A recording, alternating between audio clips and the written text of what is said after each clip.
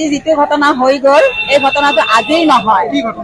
আজি ঘটনাটো যে মানে ছোৱালীবিলাক ৰাখে, মাইকী মানুহ কেইজনী মানে ভাড়া ৰাখি পেলাই অবৈধ সম্পৰ্ক বজাই ৰাখে।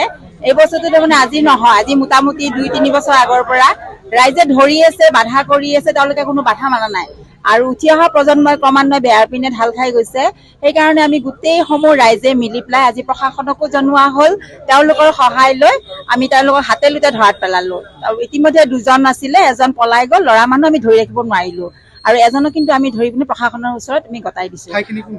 আমাৰ এইখিনি হেৰি কৰে, লেঙেৰীপাৰা টাৰ্ণিং এটা আছে শিৱ মন্দিৰৰ ওচৰত, নিয়াৰেষ্ট শিৱ মন্দিৰ। তাৰমানে ছোৱালী মহিলা আৰু ছোৱালী এজনী, বাকী কেইজনী মহিলা 3জনী, টোটেল মিলি 4জনী। আৰু যদি কোনোবা আছিল, আগতে আছিলে কলাইগাঁৱৰ এজনী আছিলে, মই জনা নগাঁৱৰ এজনী আছিলে। তেওঁলোক কিন্তু আগতে কিবা চিগনেল পাইছে, তাৰমানে আমি যে এই কেছটোত লাগি আছো অলৰেডি তেওঁলোকে গমো পাইছে। গম পোৱাৰ কাৰণে তেওঁলোকে ইতিমধ্যে পলায়ে গুচি গ'ল। কিন্তু বৰ্তমান 4জনী পাইছো। আমি আমাৰ মহিলা লেঙেৰীপাৰা ভিডিপি আছে, লগতে আমাৰ ছাত্ৰ ইউনিয়নৰ ল'ৰাবিলাকো আছে, সমূহ ৰাইজ আৰু অকল মহিলা ভিডিপি বুলিয়ে নহয়, সমূহ ৰাইজবৃন্দ। আৰু কাৰণ যিহেতু প্ৰত্যেকে জানি আছে কথাটো, ইতিমধ্যে কেছটো হাতত লৈছে তেওঁলোকে, কিন্তু আগবাঢ়িব পৰা নাছিলে। আৰু আজি মানে আমি হাতে লোতে ধৰিলো আৰু গোটেইবিলাকে মিলি পেলাই। আৰু বহুত দিনৰ পৰা অভিযোগ আছিলে, সাহস কৰা নাছিলে, কিন্তু জনোৱা গৈছিলে।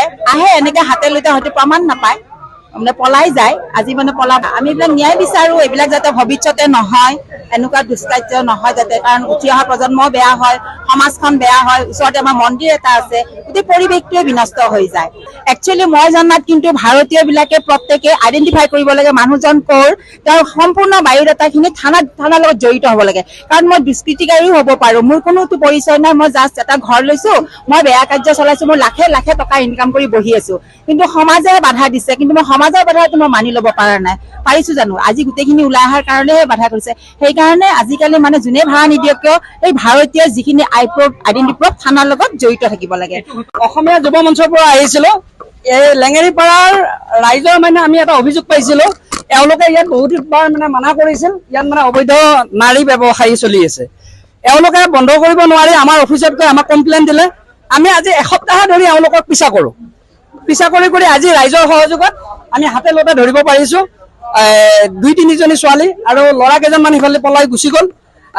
ধৰিছিলো, কিন্তু আমাক মানে উল্টাই আক্ৰমণ কৰিব বিচৰাত তেখেতক এৰি আমি পুলিচক খবৰ দিলো, পুলিচে তেওঁলোকক উঠাই লৈ গুচি গ'ল। আমাৰ এনেকুৱা মঙলদৈ মাজমজিয়াত এনেকুৱা এটা জেগাত ইমান মানে বেয়া কাৰ্যকলাপ চলি আছে, কি সাহত তেওঁলোকে এনেকে চলাই আছে আমি নাজানো।